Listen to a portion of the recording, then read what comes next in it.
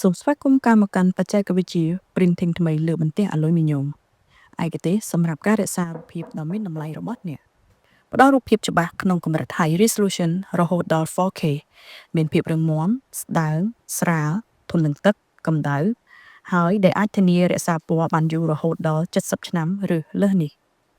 ខុសពីការបោះពុម្ពធម្មតាដោយវានឹងធ្វើឲ្យរូបភាពដែលជាទឹកថ្នាំ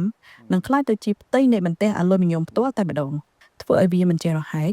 មិនជាប់ស្នាមម្រាមដៃស្លកពណ៌ឬប្រេះចេញបានឡើយអ្វីដែលពិសេសនោះគឺវាធ្វើឲ្យរូបភាពភ្លឺ